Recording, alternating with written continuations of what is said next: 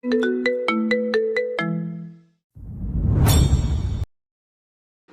খাওয়ার কারণে মানে?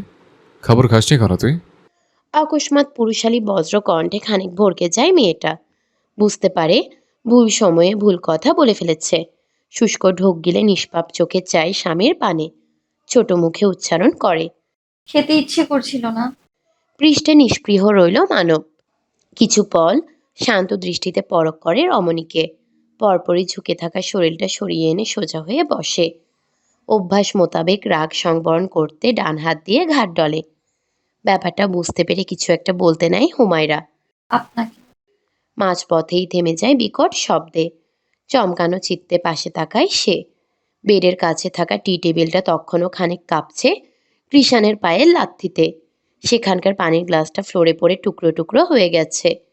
এটা কি করলেন? গ্লাসটা ভেঙে এবারও কথা শেষ করতে পারল না মেয়েটা। এর আগেই পুরো বিছানা কাঁপিয়ে তার দুপাশে দুটো শক্ত হাত রাখল কৃষাণ। মুহূর্তেই স্বামীর অস্পর্শ বাহুবন্ধনে আবদ্ধ হলো তার ছোট্ট কায়া। কর্ণকুহর হলো মানুষটার অদ্ভুত কণ্ঠ। সামান্য গ্লাসটার জন্য মায়া হয় তোর? আর রাস্তা একটা মানুষের জন্য মায়া হয় না? আপনি। চুপ, একদম চুপ। কথা বলবি না তুই। এই, তুই জানিস তোর সামান্য কিছু হলে আমার ভেতর দিয়ে কি বয়ে চলে? ধারণা আছে তোর কতটা পাগল পাড়া হই আমি? হাতে কোনো কিছু ওঠে না আমার, সামনে পা এগোনো জোর পাই না, চোখ ঘোলাটে হয়ে আসে, মস্তিষ্ক কাজ করে না, নিঃশ্বাস নিতে কষ্ট, বুক পড়ে যাওয়া অস্থিরতা, দম বন্ধ লাগে।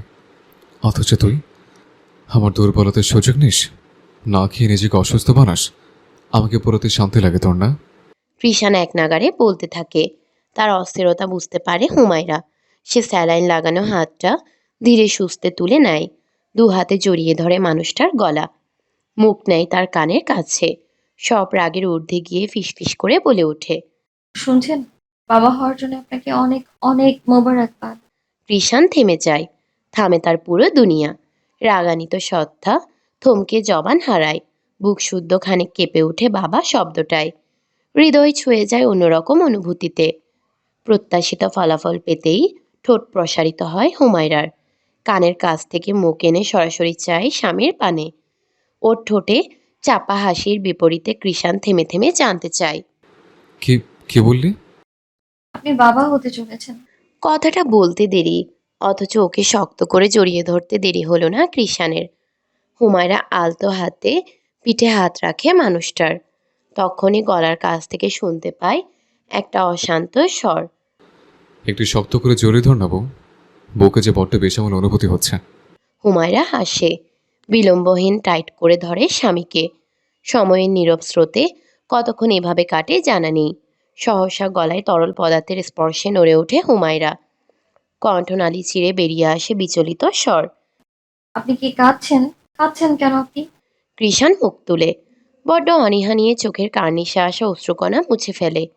পরপর স্ত্রীর উদ্বিগ্ন মুখপানে চেয়ে হাসে। নাকে নাক ঘষে বলে। কাচ্ছি না রে পাগলি, তবে বুকটাতে কেমন যেন অদ্ভুত অনুভূতি হচ্ছে। ভাবা যায় কিছুদিন আগের এই পথভ্রষ্ট আমিটার হাত ধরে কেউ পথ চলে শিখতে আসছে। এই অনুভূতি তোকে কিভাবে বোঝায় রে বউ? কৃষাণের গলা কেমন যেন নিভে আসছে অনুভূতির তোপে। ভিতরে কি চলছে বুঝানো দুষ্কর। খুশিতে আত্মহারা বুঝি এরকম অনুভূতিরই নাম। সবকিছু বুঝলাম, কিন্তু এগুলো কিভাবে হলো? ক্ষতস্থান উদ্দেশ্য করে প্রশ্ন ছুড়ল হুমায়রা। জবাবে কৃষাণ বেপরোয়া ভঙ্গিতে উত্তর করল। ওই ছোটো করে একটু অ্যাক্সিডেন্ট করেছিলাম। এটা ছোটখাটো? হাত পা শরীর সব জায়গায় ক্ষত হয়ে গেছে, আর আপনি ছোটখাটো বলছেন? তাড়াহুড়ো করে বাইক চালিয়েছেন আপনি? মাথা ঠিক ছিল না তখন। বাদ দে, কিছুই হয়নি। আপনাকে খবর কে দিয়েছে? ঘরেরই কেউ। কেন? পৃষ্ঠে চুপ রইল হুমায়রা। সে সজ্ঞানে থাকলে কখনোই বাসায় ফেরার আগে এই বেপরোয়া লোককে আজকের ঘটনা সম্পর্কে জানাতো না। কিন্তু এত বড় বোকামিটা করলো কে? অবশ্য বোকামি বলা যায় না, কারণ মানুষটার যত পাগলামির খবর তো সেই জানে শুধু। বাকিরা হয়তো ব্যাপারটা স্বাভাবিকভাবে নিয়েই খবর দিয়েছিল, তাই এ ব্যাপারে আর কথা বাড়ালো না। সরাসরি কৃষাণের চোখে তাকিয়ে অধিকার নিয়ে বলল। নাসিমা আন্টি থেকে এক্ষুনি ক্ষতস্থানগুলোতে মেডিসিন লাগিয়ে আসুন। কৃষাণ একবার বলতে চাচ্ছিল সব সময়ের মতো হুমায়রা নিজেই মেডিসিন লাগিয়ে দিতে। পরক্ষণেই স্ত্রীর স্যালাইন লাগানো হাতটার দিকে তাকিয়ে থেমে গেল। যেখানটায় ক্যানেলা ফিট করা হয়েছে ঠিক সেখানটায় একটা শব্দ করে চুমু খেলো সে। পরপরই নিজের শুষ্ক ঠোঁটের ভাঁজে নিয়ে নেয় মেয়েটার নরম অধর। ছোট্ট চুমু খেয়ে ঠান্ডা গলায় বলে, যে মেডিসিন প্রয়োজন সেটা তো প্রথমে নিয়ে নিয়েছি, এখন এসব না নিলে চলবে। তবে তুই যখন বলেছিস নিয়ে আসি না হয়। বাক্যগুলো কর্ণপাত হতেই হুমায়রার দৃষ্টি এলোমেলো হয়। খানিক রাগ দেখিয়ে বলে, আপনি যাবেন? যাচ্ছি। অতঃপর চলে যায় সে। মানুষটার যাওয়ার পানে শান্ত চোখে চেয়ে থাকে হুমায়রা। পরপর নিজের ধুলো বালিময় শরীরের দিকে তাকিয়ে হেসে ফেলে। ড্রয়িংয়ের রুমে পা রাখতেই শোনা গেল ইয়াসমিন বেগমের রাগী গলা। তিনি ইকরাকে বকে যাচ্ছেন অনবরত। বয়সই হয়েছে যা, আক্কেল জ্ঞান এখনো হয়নি তো। কোনো কিছুই না ভেবে কিভাবে এই ব্যাপারে জানালি ছেলেটাকে? আর জানালি তো ভালো খবরটা না জানিয়ে খারাপ খবরটা কেন জানাতে হলো? এখন কি অবস্থা হয়েছে ছেলেটার? মাথা নুয়ে মায়ের কথা চুপচাপ শুনে যাচ্ছে ইকরা। বলা বাহুল্য, ওরই সবটা দোষ। তখন হুমায়রার প্রেগনেন্সির কথা শুনে খুশিতে আত্মহারা হয়ে সবার অগোচরে কৃষাণকে সাথে সাথেই কল করেছিল সে। ভাইকে সারপ্রাইজ দেওয়ার কথা ভেবে আসল খবর না দিয়ে হুমায়রার শরীরের অবস্থা আর অজ্ঞান হওয়ার কথা জানিয়েছে, যেন কৃষাণ ঝটপট বাসায় চলে আসে এবং বাসায় ফিরে আসল সংবাদ শুনে সারপ্রাইজ হয়ে যায়। কিন্তু হয়েছে হিতে বিপরীত। সব শুনে তাড়াহুড়ো আর চিন্তায় তার ভাইয়ার সাথে যে অ্যাক্সিডেন্টের মতো ভয়ানক ঘটনা ঘটে যাবে সেটা কল্পনায়ও আসেনি তার। এই মুহূর্তে সবচেয়ে বেশি খারাপ তারই লাগছে। মন চাচ্ছে নিজের জ্ঞানশূন্য মাথাটা বাড়ি দিয়ে ভেঙে ফেলতে। এর মাঝেই সেখানে কৃষাণের আগমন ঘটল। এসেই মায়ের উদ্দেশ্যে বলল, সমস্যা কি? ওকে বকছে কেন? বকবো না তো কি করব? ভালোবাসবে। প্রায় বছর দেড়েক পর আমার বোন এই বাড়িতে এসেছে বকা শুনতে। আমি যেন আর কখনো না দেখে ওকে কেউ বকছে। ক্ষণিকের জন্য সকলের নয়ন বিস্ফোরিত হয়। অবাক নেত্রে পরখ করে কৃষাণকে। ইকরা নিজেও বেশ অবাক হয়েছে। ছোট থেকেই ওদের ভাই বোনের সম্পর্ক সাববেজির মতো। কখনো কারো সাইড নিয়ে কথা বলা তো দূর, উল্টো একজন আরেকজনকে শুধু নিচে ধাবাতে চাইতো। আজ হঠাৎ করে কি হলো তার খচ্চর ভাই কৃষাণ মির্জার? ভালোবাসার কাজ করলে সেন ভালোবাসবো। ওর জন্য আজকে কত বড় অঘটনটা ঘটলো। এর চেয়েও ভয়ঙ্কর কিছু হতে পারতো। এতে ওর কোনো দোষ নেই। আমার বেখেয়ালি পড়ার জন্যই বাইকটা একটা সিএনজিতে ধাক্কা খেয়েছে। ওসব বাদ দাও তো, এখন কি করবে করো। আমি ফ্রেশ হব তোমাদের কাছে শেষ হলে।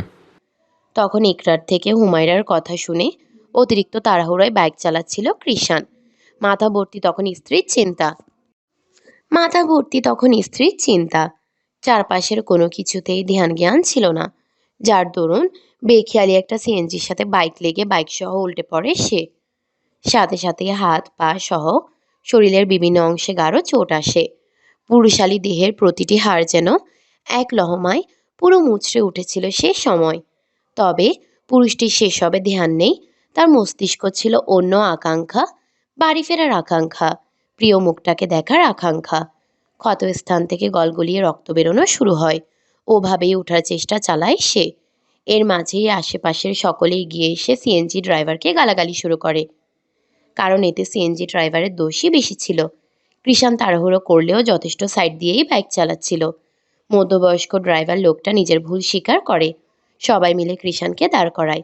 হাসপাতালে নিতে চাইলেই শুনতে পায় আহতের প্রবল নিষেধাজ্ঞা। কারো কোনোরূপ কথা বা অবরোধ মানে না সে।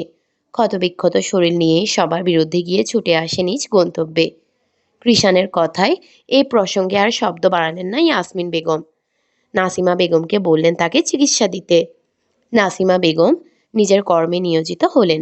ফাঁকে ফাঁকেই কৃষাণকে সতর্ক করে বললেন, শোনো কৃষাণ, এখন থেকে সব জায়গায় সতর্কতা অবলম্বন করে চলবে। এমন পরোয়া হলে কিন্তু হবে না। তোমার উপর দুটো জীবন নির্ভরশীল। নিজের প্রতি এত পরায়ণহীন হলে চলবে? কৃষাণ বাধ্য ছেলের ন্যায় শুনে মা বয়সী নারীটির কথা। তিনি থেমে নেই, ফের ছুড়লেন সাবধানী ভানি। আর হ্যাঁ, আগামী 3 মাস সব কিছুর ঊর্ধ্বে গিয়ে স্ত্রীর দিকে খেয়াল রাখবে। প্রথম 3 মাস অনেক সাবধানে থাকতে হয়। তোমার স্ত্রীর ওজন মূলনাতুলক অনেক কম।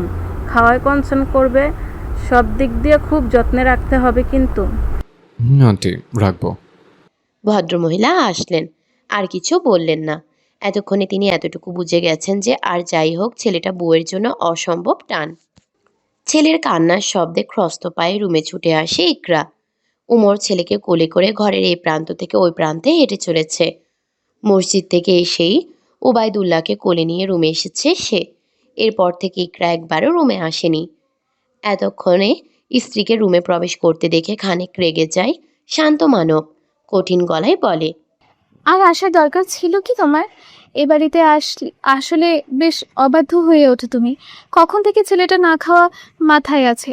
স্বামী বাচ্চা রেখে শুধু টই টই করা মেয়ে আমার মোটেও পছন্দ নয়। অপ্রত্যাশিত রাগের সম্মুখীন হয়ে প্রথমটায় খানিক ভড়কে যায় রমণী। পরক্ষণেই মুখে আধার নেমে আসে। একে তো মাত্রই মায়ের বকা শুনে এসেছে, উপরে স্বামীর করার কথায় মুখটা একেবারে এইটুকুনে হয়ে যায়। ওভাবে এগিয়ে এসে ছেলেকে নিজের কোলে নেয়। গটগট পায়ে বিছানায় গিয়ে শুয়ে পড়ে উল্টো দিক ফিরে। উমরের মাঝে খুব একটা ভাবান্তর দেখা যায় না। শান্ত দৃষ্টিতে স্ত্রীর কাণ্ড পরখ করে সে। নাসিমা বেগম হুমায়রা স্যালাইন খোলে। রুম থেকে বেরোতেই মেয়েটা শোয়া থেকে উঠে বসে। কৃষাণ তখন ওয়াশরুমে শাওয়ার নিচ্ছে। শরীরের হালাত বেঠিক হওয়ায় অনেকটা সময় লাগছে তার। এর মাঝেই দুজনের জন্য খাবার হাতে রুমে প্রবেশ করেন ইয়াসমিন বেগম। খাবারগুলো সামনে আনতেই অনীহা আসে হুমায়রার। তার মুখ দেখেই তা বুঝতে পারেন ইয়াসমিন বেগম। তিনি পুত্রবধূর উদ্দেশ্যে বললেন, জানি এখন খাবারের ইচ্ছে করবে না তোমার, কিন্তু জোর করে হলেও খেতে হবে। খাবারের প্রতি অনীহা করলে চলবে না, বুঝেছো? পেটে না রাখতে পারলে খেয়ে কি লাভ? যেটুকু খেতে পারবে তাতেই চলবে, কিন্তু খাবার বেশি বেশি খেতে হবে। দুনিয়াতে কি খাবারের অভাব রয়েছে?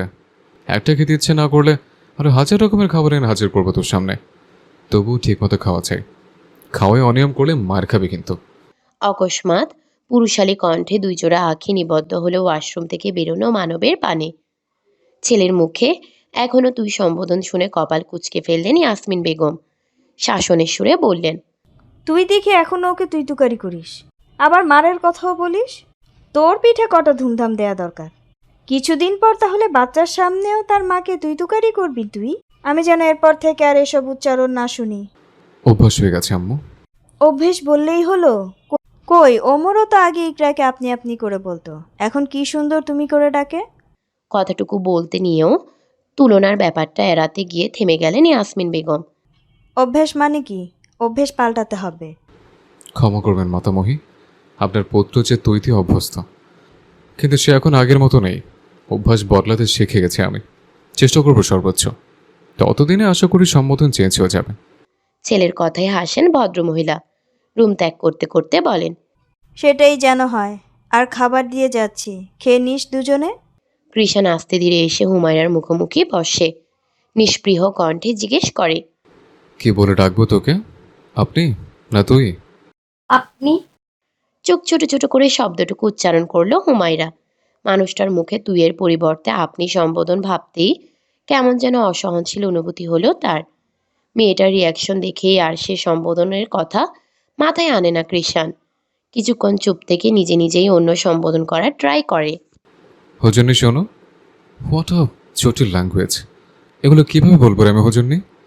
শেষটুকু বড্ড বিরক্তি নিয়ে বলে কৃষাণ। হুমায়রা ফিক করে হেসে ফেলে তার কাণ্ডে। হাসতে হাসতেই বলে, এখনই বলতে হবে না, আস্তে আস্তে হয়ে যাবে, সমস্যা নেই। এখন খাবার খান আপনি। আমার খাওয়া ধরলেই শেষ হয়ে যাবে। তুই খাওয়া শুরু কর। আর এসব না খেতে ইচ্ছে হলে কি খাবি বল? না খেতে পারবো, সমস্যা নেই। একটু লেবু হলেই চলবে, নিয়ে আসছি আমি। কথাটুকু বলে এক পা বাড়াতে সক্ষম হলো না মেয়েটা। এর আগেই তাকে ধমকে উঠল মানব। এই, কোথায় যাচ্ছিস তুই? আমি বলেছি তোকে যেতে। চুপচাপ বস এখানে, আমি নিয়ে আসছি। আমি আমার অনুমতি ছাড়া এখন থেকে এক পা এদিক সেদিকে করা নিষিদ্ধ তোর জন্য। নেক্সট টাইম যেন মনে করিয়ে দিতে না হয়, ওকে? বাধ্যের ন্যায় মাথা দোলালো মেয়েটা। অতএব তাকে ওভাবেই বসে থাকতে হলো। কৃষাণ নিজেই গিয়ে লেবু কেটে আনলো ওর জন্য। তবে লেবু দিয়েও প্লেটের সবটুকু খাবার শেষ করতে সক্ষম হলো না। কৃষাণও ওর অবস্থা দেখে আর তেমন জোর করলো না। ডিনারের আগেই আরেকবার খাওয়ানোর সিদ্ধান্ত নিয়ে ছেড়ে দিল। দুপুর থেকে সন্ধ্যা পুরোটা সময় রুমে ছিল ইকরা। শুধু দুবেলা সালাত আদায় ব্যতীত আর বাইরে যায়নি সে। গুমরা মুখ করেই বসে আছে।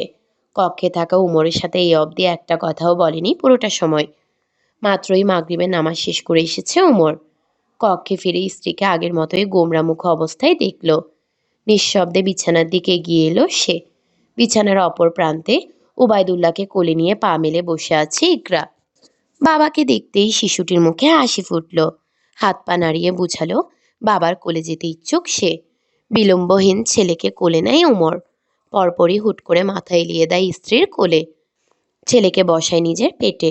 বলে, আব্বু, তোমার আম্মু বোধহয় রেগে আছে আমার উপর, কিন্তু তাকে বলে দাও আজকে আমি তার রাগ ভাঙাবো না, কারণেই তার সাথে রাগ দেখিয়েছি আমি।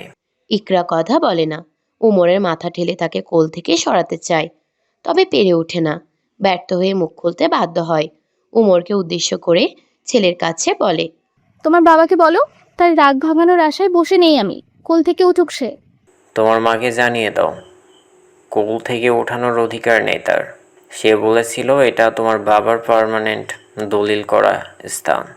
অবুঝ শিশুটি আঙ্গুল চুষতে চুষতে একবার বাবার দিকে তো একবার মায়ের দিকে তাকাচ্ছে। ফ্যাল ফ্যাল নয়নে বুঝতে চাইছে তাদের কথাবার্তা। ইকরার এবার মেজাজ খারাপ হয়। সরাসরিই বলে, সরুন তো এখন এখান থেকে। সরবো না, কি করবে? কেন সরবেন না? আমি যখন আপনার অপছন্দ, তাহলে আমার কোলে সরেছেন কেন? উঠুন বলছি। কথা সত্যি, তবে কিছুটা খাদ আছে। কোনো খাদ নেই, আমি আপনার অপছন্দ, আপনি নিজ মুখে বলেছেন, সুতরাং কাছে আসবেন না আমার। উমর এ বেলায় কোল থেকে মাথা উঠায়। ইকরা সরতেই নিচ্ছিল, অমনি ওর হাতখানা খপ করে ধরে নেয়। কোনরূপ কথাবার্তাহীন অকস্মাৎ অভিমানী ঠোঁটে শুষ্ক চুমু খায়। কাছেও আসবো, ভালোবাসবো, পছন্দ অপছন্দ সব অধ্যায় তোমাকেই রাখবো, বুঝেছো ইকরা বিবি? আর হ্যাঁ, সরি তখনকার জন্য। আপনার সরি আপনার কাছেই রাখুন। আচ্ছা, এটা রেখে দিলাম, আরেকটা দিচ্ছি নতুন করে। সরি ইকরা বিবি। আমিও সরি, এরপর থেকে আপনাকে বেশিক্ষণ একা রেখে বাইরে থাকবো না। উমর হাসে ওর কাণ্ডে। ভালোবাসার পরশ এঁকে দেয় স্ত্রীর কপালে। কৃষাণ আপাতত 3 মাসের জন্য ক্যাফে যাওয়া স্থগিত করে রেখেছে। বাড়ির সবার সাথে হুমায়রার নিষেধাজ্ঞা অবধি মানেনি সে। প্রত্যেকে হুমায়রার খেয়াল রাখলেও কৃষাণের ওখানে গিয়ে একদণ্ডও মন টিকে না। অস্থির লাগে ছেলেটার। তাই সে নিজের সিদ্ধান্তেই অটল রয়েছে। এদিকে স্বামীর উপস্থিতিতে রমণী সামান্যতম এদিক সেদিকও যেতে পারে না। সারাক্ষণ চোখে চোখে থাকতে হয় তাকে। আর খাবারের কথা কি বলবে ও? দিনে বোধহয় এখন 5-6 বেলা খেতে হয় তাকে। অবশ্য প্রত্যেক বেলাতেই 3-4 লোকমার বেশি খেতে পারে না। খেলেই বমি করে সব বের করে দেয়। বেশিরভাগ খাবারই বিতৃষ্ণা আসে তার। হাতে গোনা কিছু পদের খাবার মুখে দিতে পারে, আর সেগুলো সদা ঘরে বরাদ্দ থাকে। মুখে খাবারের নাম উচ্চারণ করতে দেরি, অথচ সে খাবার তার সামনে হাজির করতে দেরি করে না কৃষাণ মির্জা। মানুষটার কাণ্ড কারখানা দেখে হুমায়রা মাঝে মাঝে হাসে, আবার মাঝে মাঝে রাগও হয়। এই যে এখনো তার সামনে খাবার নিয়ে বসে আছে মানব, সে যে বলছে খেতে ইচ্ছে করছে না, এতে বিন্দুমাত্র মনোযোগ নেই তার। কিরে, খাচ্ছিস না কেন? সেই যে সকালে একটু খেয়েছিস, এখনো কিন্তু খাবারের ধারে কাছেও যাস না। এইবার না পারতে গোমরা মুখে খাবারের প্লেট হাতে নিল মেয়েটা। ঝাল ঝাল গরুর মাংসের ভুনা, দেখলেই জিভে জল আসার কথা, অথচ ঘ্রাণটা নাকে যেতেই পাল্টে গেল রমণীর স্বাভাবিক মুখশ্রী। বহু কষ্টে স্বামীর কথা রাখতে লোকমা তুলে মুখে নিল। 2-3টে লোকমা ভালোই খেলো। 4 নম্বর লোকমা চিবুতে গিয়েই বিপত্তি বাঁধল। নাড়ি ভুড়ি উল্টিয়ে পেটের সবটুকু বেরিয়ে আসতে চাইল। তড়িঘড়ি করে ওয়াশরুমের উদ্দেশ্যে রওনা দিতে উদ্যত হলো সে। তবে শেষ রক্ষে আর হলো না। এর আগেই মেয়েটার মুখ হতে সদ্য গলাধঃকরণ করা খাদ্য গলগল করে বেরিয়ে এলো। সাথে সাথে ওর লতানো দেহ পুরো হাতের আঁচলায় নিয়ে বেসিনে ছুটল কৃষাণ। একেবারে পেট খালি করেই থামল হুমায়রা। ক্লান্ত আঁখি তুলে অসহায় দৃষ্টি নিক্ষেপ করল কৃষাণের পানে। তখন একেবারে নিকটে থাকায় নিজের সাথে সাথে কৃষাণের গায়েও বমি পড়েছে। বুকের কাজটা ভরে আছে মানুষটার। হুমায়রা দুর্বল হাত বাড়িয়ে সেখানটা মুছতে নিল। অমনি তার ছোট্ট হাত মুঠোয় পুড়ে নিল মানব। খানিক ঝুঁকে শীতল কণ্ঠে শোধালো, খারাপ লাগছে? বমি আসছে এখনো? দুপাশে না সূচক মাথা নাড়ালো হুমায়রা। মানুষটা এবার আস্তে ধীরে তার ময়লা হিজাবটা খুলে একপাশে রাখলো। পরপর পানি ছেড়ে স্ত্রীর মুখ ধুয়ে দিল। অতএব একইভাবে আবারও কোলে করে এনে বিছানায় শুয়ে দিল। কিছুক্ষণের মধ্যেই ক্লান্তির ঘুমে হারিয়ে গেল রমণী। আর সেই ঘুমন্ত মুখশ্রীর দিক তাকিয়ে দুশ্চিন্তার সাগরে ডুবে গেল মানব। সেই দুশ্চিন্তার ভার এক পর্যায়ে কমে আসে। ততদিনে হুমায়রা স্বাভাবিক হলেও কৃষাণের শরীরের গঠন খানিক পাল্টে যায়।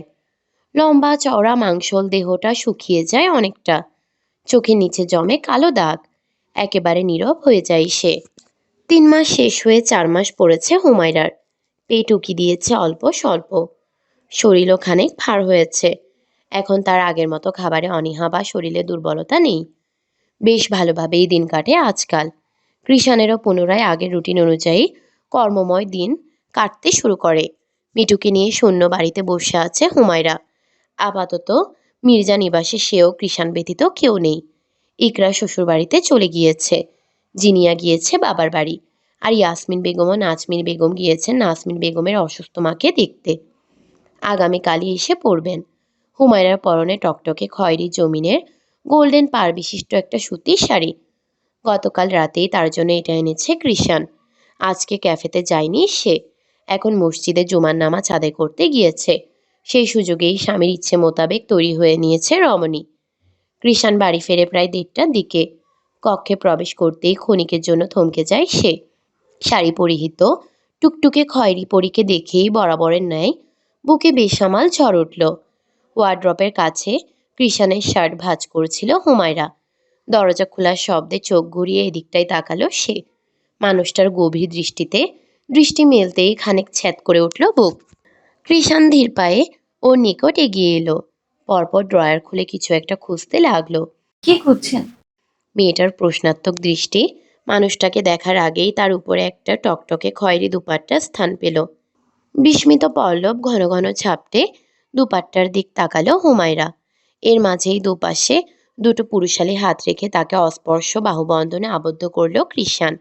মেয়েটার পিঠ ঠেকলো ওয়ার্ড্রপের শক্ত কাঠে। অকস্মাৎ স্বামীর এমন অদ্ভুত কাণ্ড কারখানায় চোখ বড় বড় হয়ে যায় রমণীর। চোখের সামনে আসা দুপাট্টাটা সরাতে চায়, অমনি কোনরূপ বিলম্বতাহীন তাকে বাধা দেয় কৃষাণ। অসন্তুষ্ট গলায় উচ্চারণ করে, ও, কি করছেন? বউ দেখছে। মোহগ্রস্ত স্বর কৃষাণের। হুমায়রা খানিক শিউরে ওঠে। অনেকদিন যাবৎ স্বামীর এই বেপরোয়া সত্তাটা দেখা পায়নি সে। গত 3টা মাস প্রতিটা পদে পদে মানুষটার যত্নশীল আর ধৈর্যশীল সত্তাটাকেই দেখে এসেছে। আজকে হঠাৎ কি হলো মানুষটার? কৃষাণের অমন গভীর দৃষ্টিতে বেশিক্ষণ চেয়ে থাকতে পারে না হুমায়রা। এলোমেলো দৃষ্টি লুকাতে চিবুক নামায়। ফের শুনতে পাই একই কণ্ঠ, সেদিন কতটা নির্ভর ছিলাম আমি, যেদিন এই টুকটুকি বউটা আমার সামনে বসেছিল, অথচ আমি তার দিকে ফিরেও তাকাইনি। যদি একটা পলক দেখতাম তাহলে নিশ্চিত সে নেশাগ্রস্ত আমি সেদিনই তোর নেশায় মত্ত হতাম। পৃষ্ঠে হুমায়রা কিছু বলতে সক্ষম হয় না। কৃষাণ ঘুমটা টেনে তুলে দেখে ওর লালা মুখশ্রী। হুট করেই গভীর চুমু খায় স্ত্রীর কপালে, এরপর গালে, নাকে, চোখের পাতায়, একে একে পুরো মুখমণ্ডল জুড়ে। স্বামীর উষ্ণ পরশে রমণীর ভিতরে প্রকাণ্ড ঝড় শুরু হয়, তবে টিকে না বেশিক্ষণ। এর মধ্যেই কৃষাণ ওর ঠোঁটে চুমু খেয়ে বলে ওঠে, একেবারে আমার ক্ষেতের দেশি টমেটো। কি? মুহূর্তেই মেয়েটার লাশ রাঙা মুখশ্রী পাল্টে যায়। ওর কুচকানো মুখের দিকে তাকিয়ে কৃষাণ প্রশ্ন ছুড়ে, কি হলো, গালমো কেমন ফুলেছিস কেন? একটু আগেই তো ঠিক ছিল, পরে কিন্তু দেশি টমেটো থেকে হাইব্রিড হয়ে যাবে। হুমায়রার মেজাজ খারাপ হয়। সে শাড়ি পরেছে কই একটু প্রশংসা করবে, মানুষটা তা না। কি আজগুবি কথাবার্তা বলছে। আজ অবধি কোনোদিনও তার সৌন্দর্যের প্রশংসা করেছে বলে তো মনে পড়ছে না। সব সময় শুধু দেশি টমেটো লাগিয়ে রাখে। মেয়েটার ভালো মুডটাই টমেটোময় হয়ে গেল। সে বিরক্তি নিয়ে বলল, ধ্যাত, দেখি ছাড়ুন তো আমাকে। সবসময় শুধু হাবি জাবি আজগুবি কথাবার্তা আপনার। আজকে কি বললাম? ঠিকই তো বললাম। আচ্ছা, ঠিকই বলেছেন আপনি, আমি টমেটোই। এখন ছাড়ুন আমায়। কৃষাণের বাহুবন্ধন থেকে নিজেকে ছাড়ানোর চেষ্টা চালায় সে। ব্যর্থ হয়ে মাথা নুইয়ে হাতের ফাঁক দিয়ে বেরিয়ে যায়। ধপ করে শুয়ে গিয়ে বিছানায়। কৃষাণ ভ্রু কোচকে ওর কাণ্ড কারখানা দেখে। পরপর নিজেও এগিয়ে আসে, গা ঘেঁষে শুয়ে স্ত্রীর পাশে। তৎক্ষণাৎ সরে যায় রমণী। ঝাঁঝালো গলায় বলে, কাছে ঘেসবেন না একদম। বলতে দেরি, অথচ ওকে একটানে নিজের সাথে মিশাতে দেরি হলো না মানুষটার। ছটফট করে উঠল মেয়েটা। ছাড়ানোর চেষ্টা করলেই শুনতে পায় মানুষটার শক্ত কণ্ঠ, সমস্যা কি? বাইন মাছের মতো এভাবে মোচমোচু হচ্ছে কেন? ছাড়ুন আমাকে, তাহলেই তো হয় না। ছাড়বো না। কি করবে? বউয়ের প্রশংসা করতে পারেন না, আবার কাছে আসেন কেন, বখাটে পুরুষ। বহুদিন পর চিরপরিচিত নামটা কর্ণপাত হতেই হেসে ফেলল কৃষাণ। ওভাবেই মেয়েটাকে আরেকটু কাছে টেনে বলল। প্রশংসা লাগবে? লাগবে না আপনার প্রশংসা। মেয়েটা ছটফট করে ছুটার জন্য তখনই আঁচল ভেদ করে ওর গলায় মুখ গুজে দেয় কৃষাণ।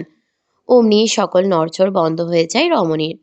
সহসা ওর গলার নরম বাঁকে কামড় বসিয়ে দেয় মানুষটা। অস্ফুট আর্তনাদ করে ওঠে হুমায়রা। কানের কাছে শুনতে পায় একটা ফিসফিসের স্বর। যে সৌন্দর্যে বর্ণনা হয় না, সে সৌন্দর্য নিয়ে প্রশংসা কিভাবে করব? সত্যি এটুকু জেনে রাখ, তোর সৌন্দর্য আমার পুরুষ সত্তাটাকে ভীষণভাবে মোহিত করে। বলে কামড় দেয়া স্থানটায় ঠোঁট ছুঁয়ায় কৃষাণ। হুমায়রার সব রাগ অভিমান ঝরে যায় নিমিষেই। মানুষটার ভালোবাসার কাছে ফিকে হয় প্রশংসারা। নানা বাড়ি থেকে আসার পরপরই উবাইদুল্লাহ খুব অসুস্থ হয়ে পড়েছে। 100+ জ্বর ছেলেটির। ওষুধ খাওয়াতে গেলে সে কি কান্নাকাটি ছেলের, সাথে সাথে ইকরার অবস্থাও নাজেহাল দশা যাচ্ছে। সারা রাত এক পলের জন্যেও চোখ বন্ধ করা দুষ্কর। মা ছেলের এই অবস্থা দেখে উমরের মন মস্তিষ্ক অস্থির। তবে উপরে উপরে নিজের শান্ত সত্তাকে প্রদর্শন করার চেষ্টায় অব্যাহত। রাত তখন 12টা কি 1টা, মাত্রই ছেলেকে ঘুম পাড়িয়ে একটু চোখটা লেগেছিল ইকরার। অমনি শিশুটি জেগে উঠে ফের কান্না জুড়ে দিল। মেয়েটার মাথা পুরো ধরে আসলো। ছেলেকে থামানোর জন্য শরীর কোনোভাবেই সায় দিচ্ছে না। রমণী সামান্য অস্ফুট স্বরে নিজের দুর্বলতা প্রকাশ করলো। উমরেরও ঘুম ভেঙে গেছে। সেই স্ত্রী ছেলেকে একবার পরখ করে বিলম্বহীন উঠে বসে। হাত বাড়িয়ে ছেলেকে আলতো হাতে কোলে নেয়। তৎক্ষণাৎ শিশুটির শরীরের উত্তপ্ততায় চমকে উঠল মানব। স্ত্রীর উদ্দেশ্যে মোলায়েম কণ্ঠে বলে, ইকরা, একটু কষ্ট করে ওকে খাইয়ে দাও, জ্বর আবার বেড়েছে, ওষুধ খাওয়াতে হবে। সময় নিয়ে লালিত চোখ মেলে ইকরা। সিক্ত নয়নে চায় ছেলেকে। উমর ওর পাশে শুয়ে দেয় ছেলেকে। অতঃপর খাওয়ানো শুরু করে ইকরা। তোমার কি বেশি খারাপ লাগছে? তবে মাথাটা অনেক ব্যথা করছে। ইকরা চোখ বুঝে রাখে। উমর গিয়ে টেবিলের উপর হতে মাথা ধরার মলম নিয়ে আসে। স্ত্রীর শিওরে বসে হাত রাখে কপালে। ঠান্ডা কিছুর স্পর্শ পেয়ে নিভু নিভু চোখে স্বামীর পানে তাকায় ইকরা। শুনতে পায় তার শান্ত স্বর। ঘুমাও তুমি, আমি মলম লাগিয়ে দিচ্ছি। ওকে, ওষুধ খাওয়াতে হবে তো। আমি আসি তো, সামলে নিব আমি, তুমি ঘুমাও। আপনিও তো ও বাড়ি থেকে আসার পর একদিনও ঘুমাতে পারেননি। আমার নিয়ে তোমায় চিন্তা করতে হবে না। আমার ঘুম, জাগরণ সব জায়গাতেই আমার স্ত্রী সন্তানের রাজত্ব চলে, সুতরাং তাদের নিয়ে আমার সবটুকুই। ইকরা দুর্বল হাসে। চোখ জোড়া বন্ধ হয় নিশ্চিন্তে। কিছুক্ষণের মধ্যে ইকরা ঘুমিয়ে পড়ে। ওবায়দুল্লাহর খাওয়া শেষ হতেই ওকে সযত্নে ওষুধ খাইয়ে দিল উমর। পরপর ছেলেকে কাঁধে নিয়ে হেঁটে হেঁটে ঘুম পাড়ালো। নিজের ঘুমকে তোয়াক্কা করল না। অতঃপর আরও একটি নির্ঘুম রাত কাটালো মানব। পরদিন সকালে ফজরের পরপরই ইয়াসমিন বেগমের কল এলো। হুমায়রা কল ধরতেই তিনি জানালেন, আমরা রওনা হচ্ছি। আচ্ছা আম্মু, সাবধানে রওনা হবেন। আচ্ছা, কিষান কোথায়? শাশুড়ির কথায় ফোন ধরে দাঁড়িয়ে থাকা স্বামীর পানে তাকালো হুমায়রা। তারা এখন হাঁটতে বেরোবে, তার জন্য সে তৈরি হচ্ছে। তখনই ইয়াসমিন বেগম কল দিয়েছেন, তাই কল ধরে ফোন ওর সামনে ধরে রেখেছে কৃষাণ। আরও রেডি হচ্ছে। এখানেই আছে আম্মু। সন্তুষ্টজনক উত্তর পেয়ে আর কথা বাড়ালেন না ইয়াসমিন বেগম। এখানেই কথার সমাপ্তি টানলেন। শুনশান নীরবতায় ঘেরা একটি চেনা ভোর। রাস্তায় হাতের ভাঁজে হাত রেখে হাঁটছে একজোড়া কপত কপতি। হঠাৎই রমণী হাঁটা থামিয়ে দাঁড়িয়ে। হুমায়রাকে থামতে দেখে কৃষাণ তৎক্ষণাৎ নজর আবদ্ধ করল ওকে। মেয়েটার চোখে ক্লান্তির ছাপ। সবসময় বাইক রাইডিংয়ে অভ্যস্ত হয়ে এখন বেশি হাঁটলে পা ধরে আসে তার। প্রেগন্যান্সির আগ অবধি প্রতিটা সকালই বাইক নিয়ে বেরিয়েছে তারা, কিন্তু প্রেগন্যান্সির পর থেকে বাইকের ধারে কাছেও তাকে ঘেঁষতে দেয়নি কৃষাণ। হাঁটতে বেরোলে এভাবেই আসতে হয়। এতদিন শরীরের দুর্বলতার জন্য তেমন হাঁটতে বের হয়নি। তবে এখন থেকে আবার শুরু হবে এই সুন্দর মুহূর্তটা। হুমায়রার কাছে খুব ভাল লাগে এই মুহূর্তটা। প্রতিদিন ফজরের পর মানবশূন্য রাস্তায় আবছা আলোয় স্বামীর হাত ধরে হাঁটা, এটাই যেন জীবনের অন্যরকম সুখময় অধ্যায়। হাঁটতে কষ্ট হচ্ছে? একটু জিরিয়ে নিই তারপর। কথাটুকু মুখেই রয়ে যায় রমণীর। বাকি শব্দ নির্গত হওয়ার আগেই তাকে শূন্যে তুলে নিল কৃষাণ। কানের কাছে ঠান্ডা গলায় জানান দিল, ক্লান্তি নিয়ে হাঁটতে হবে কেন? এই হাতগুলো তো তার প্রাণ পাখির ক্লান্তি দূর করতে বরাদ্দ রয়েছে। হতবিহবল হস্তযুগল দিয়ে তড়িৎ মানুষটার গলা পেঁচিয়ে ধরল হুমায়রা। পরপর বাতাসের সাথে আসা লাইনগুলো কর্ণকুহরে পৌঁছাতে এখানে স্তব্ধ হলো। তার সব স্তব্ধতার ঊর্ধ্বে গিয়ে ফের শোনা গেল একই স্বর।